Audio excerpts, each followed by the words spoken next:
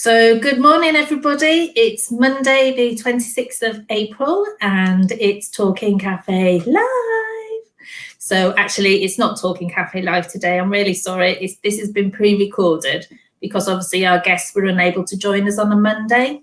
But please do leave any comments in the comment bar, and obviously our admin will look at them and will answer any questions that you may put in there. So today is about the community employment hubs in West Somerset. And we've got Yolanda and Georgie who are going to join us now. Basically, hi girls, good morning. Good morning. Hello, hi. Hi. So you're joining Talkie Cafe, not live today. So can you tell us a little bit about the community employment hubs? Yeah. Do you want me to go, Georgie? I'll let you go first, Yolanda. Okay. The community employment hubs pre-lockdown, they existed in West Somerset in Minehead, Willerton, Watchet, Dulverton, and one in Stigursi. Because of the pandemic and the impact that that's had on the wider economy, we're actually developing ones across Taunton as well, hence why there's myself and Georgie. There's two of us, so there's like the new development role on the Taunton side. But since lockdown, the existing ones in West Somerset obviously haven't been able to open, so we've moved on to a virtual service so people can contact us over the telephone or Facebook. We've got a Community Employment Hub Facebook page, on email, and it's myself and Georgie delivering that support. Do you want to talk about the kind of support that we offer, Georgie? We'll keep going back and forth. So just tag team the answers, that'd be great.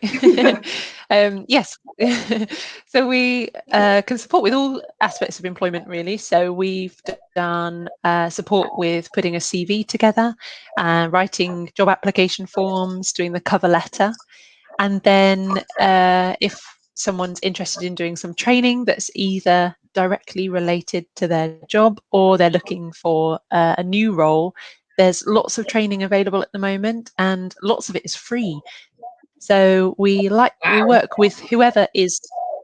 I know, it's great. I think because of the COVID situation, obviously, unfortunately, there's a few sectors that aren't recruiting as much at the moment. So it's been identified that training is needed, and that's made a lot of it available and a lot of it free. So what we do is we work one-to-one with people to identify what their skills currently are, what they'd like to do, what area they'd like to move into, and find some training for them. And we've got a little pot of money, not a lot, just a little, to support people with access to that training. So if you needed like your bus fare paying for, or parking for the day, if it was really expensive to get to that training, then that's available as well. So that we're just trying really to make it. Yeah, because it is tough, especially living in a rural area. There is a lot of travel to do. Obviously, a lot of the training is online now, so that is fantastic because I think we've needed that. If you don't mind me saying, Yolanda, a lot of our work has been helping people access things online, because it isn't something we can all do. So a lot of our time is spent, we phone somebody and then talk them through how to do an online application and how to save their CV, how to then attach it to their email, and how to then send it to the prospective employer. So we really do cover a range of things depending on what someone needs. Yeah, and we've also done in West Somerset, because we found that a lot of people have not had iPads or laptops and mobile phones. So part of our charity work has been the fact of if people would want to rehome a mobile phone. So a lot of people get a new mobile, they've renewed their contract. What do they do with their old phone? They put it in a drawer. But actually, that one that's in the drawer, we've had some money. So if anybody's still out there that's got laptops or iPads that they no longer use, or mobile phones, is get in contact with CCS on our telephone number, or you can contact me, Tracy Bland, as community agent, and we can get these all wiped clean and get them out into the community to help these people as well, like you say. That's really so helpful to know that. Actually, I'd say that's been possibly one of the biggest challenges of having to move onto a virtual online delivery, is if people haven't had the need to use technology to do their job, all of a sudden that's a huge skill set that somebody's having to learn quickly. I'd never done a Zoom meeting, and then it was like trying a team meeting. For me, as somebody that is quite good with technology, I really struggled at the beginning, to be honest. It's like, I can't get on that meeting. Why can't I get on? You should just say join. So we've all done so much ourselves, haven't we, even in our jobs? Definitely. Definitely. Yolanda and myself are new in post from January, and this is my first role back into work since having some time off with my babies. I've got 2 little kids, and so it was really nerve-wracking coming back into work anyway, and then coming back into a work where we're using this technology, and I don't pretend to know what I'm doing at all. And we're still in meetings with colleagues who have been using this for obviously a year now, that still forget to put their microphone on. I do it all the time. And we share that with people we're working with, because there's no pressure, is there, now to know the technology. I think because we've all been thrown into having to use it, there's a lot more understanding that actually we need to help each other know how to use it. Because otherwise, we're hopefully we've got some young teenagers, so when we can sort of like meet up, sort of like socially distanced, but one-to-one, but maybe inside, the fact that these teenagers can hopefully help some of our other clients to help them with their technology and things like that. So as part of Watch It Connects, hopefully, so Carla's involved with that. So that's something we want to get the youngsters with the old, to teach them new skills, and then and it's just, the older people want to tell their stories as well, so it feels a little bit nicer now that the elderly have had their jabs. I've got my second jab on Friday, so it's like we're getting there, sort of moving on to a different sort of normal, whatever that happens to be, isn't it, really? And I'm sure you must be the same, to be able to get the community employment hubs up and open, accessing the computers that you have, because I used to work alongside Colleen Blake when she ran it in Willerton, when I worked for the Willerton Children's Centres. So I've known about the community hubs for many years, and how detrimental they are to getting people back to work. I mean, a lot. It's not just the sort of like, we look at the service is a holistic approach. So it's not just if somebody comes to us for assistance with an employment issue, we actually look at everything else that's going on in that person's life, because if a lot of the time, if they've had a reduction in their income, you've got to look at the financial aspect of that, and just making sure that they're linked into the appropriate advice and support there. And a lot of the time it's around confidence building, and the great thing about this service is it's really flexible. So it's the as and when that person needs it. So sometimes if somebody's even got into work, if they still want the support from the hub, it's there for as long as they need it. And I think some people need that, don't they? It's okay definitely. It's like you have your interview techniques, that you can sort of help them and do a pretend interview. I know I did quite a few with some clients, but like you say, you then have that first day at work. What's that going to feel like? It would be really nice that then they can ring you and say, actually, it was horrible, or it was just the most exciting thing I've ever done. Your support that you've done. That's what it feels like, doesn't it? But like you say, it's the journey that's going on, really, isn't it? From when they first make that important phone call to you, say, what can you offer me? What can you do? I don't know what job I want to do, which some people don't, do they? And a lot of people, I think, maybe will be changing their jobs. Some people are going to be made redundant, maybe. I know they've been furloughed, but how? We don't know.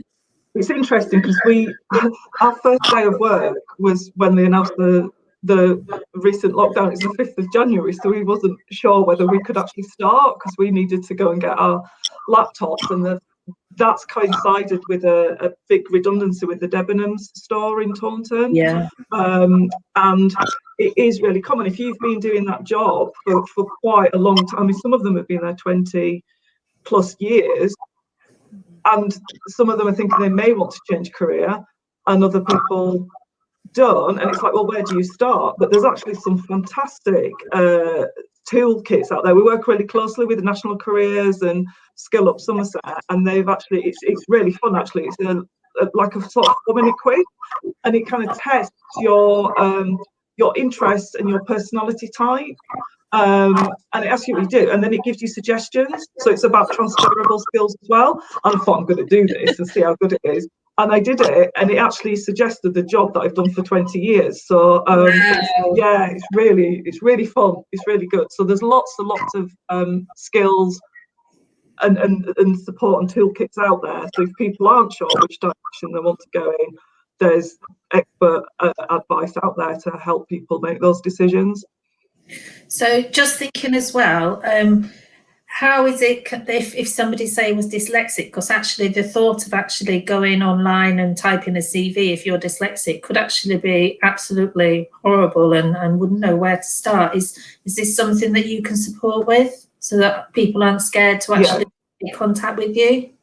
Absolutely. So I've been working with someone the last couple of weeks who yes, her skills to put together her CV, it's not her skill set, you know, but what she does have is incredible. She's really good at front of house welcoming, that customer service element. So she's been relaying to me all of her information, like when she's been working somewhere, the dates, and then I've put it in the format of a CV for her. So it is her, you know, it's her work, it's her wording, if you like, and it's how she wants to present herself to prospective employers, and I'm just editing it for her because yeah, it's if you've not got the skills to do that, it's a really tricky thing to put together. And writing a CV is hard anyway. I mean, how often do we sit there and say, how amazing am I? We don't do it, do we? It's so weird. Honestly, if you could have seen me applying for this job, I all the things that I now tell other people, you are really good at this. This is amazing. I was that person going, I can't do this. This isn't me. This seems, you know, this sounds really silly. So when you're having to write it for yourself, it's really hard. So I think just, you know, no matter where you are in how confident you feel applying for a job, all of us need someone else to write it down, and then you can go, actually, yeah, I've got loads of skills. This is amazing. I can do this job. So that's, I think that works for whether you are dyslexic or struggling with any learning difficulties to just needing some extra help. We all need that, really. Yeah, that's nice, just to reassure people that, you know, there's nothing to be scared of. Just pick up the phone. So I'll put the phone numbers up again. So these are the phone numbers. Yeah. Contact the employment hubs on. Okay, so don't be scared. You know, the jobs are going to be there, and then we've also got the Facebook page as well, so which is where they can contact you. I think you're going to over the next few months. Yeah, the Facebook page is really nice because there's lots of local training opportunities. There's lots of more virtual training opportunities that are further afield, and there's lots of local job opportunities as well. So it covers both West Somerset and Taunton, because we are aware that some people for their skill set do have to travel out of West Somerset and into Taunton for work. So yeah, the Facebook page is an excellent place to start. And if you see anything on there that you think, oh, I need some more information about that, or is that for me, then definitely then contact us, because we can happily chat through it. We were just discussing before we came to talk to you, like, can we give any, like, share any of our resources for you? But it's really hard because they're so personal and they're so it's so unique to everyone's situation, that it's only once we start talking to someone can we go, oh, actually, there's this person that you might want to talk to, or there's this website you might want to go and have a look at. But we did want to share that we've also got access to a lot of self-employed support. So if somebody is at a stage where they've got a little business idea that they're working together, there's lots of support for that at the moment as well, if you wanted to work that through. And yeah, it's really interesting. Do you need any volunteers at your employment hubs? You know, because I know sometimes it was run by volunteers. Yes, so same again, yes, you know, you might have that retired person who's been very good in an office or something like that, and maybe just a few hours a week, isn't it? And they can choose, I suppose, which employment hub is within their area, or if they want to travel, it's up to them. So they would just ring that if they want to volunteer as well. Yes, please. Yes, and we're also going to, oh, you go, Yolanda. No.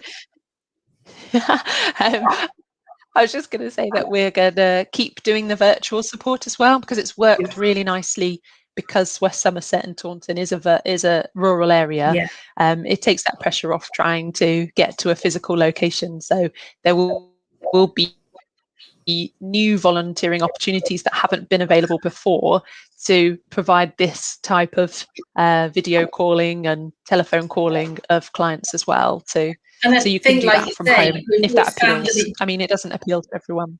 No, we found that obviously by working virtually, it does work. So if you don't have to do that travel, but you can do it virtually, then I think, you know, it's a great way of doing it, isn't it? And I think for us as a charity, there's lots of things. I mean, it's like the Talking Cafe Lives that we're going to keep these. You know, we're still hoping to do the Talking Cafes when we can do. Hopefully, Izzy and I are going to start doing them soon outside, but it will be appointments only. But yes, this we've been so many people on this Facebook that we can't take that away now. It's just, it won't be every day, I don't think, in the future. But for the time being, let's just keep it going as the best we can. So it's been lovely to anyway today and meet you. And I'm sure people will be in contact. So take care, everybody, and see you all soon. Bye. Thank you.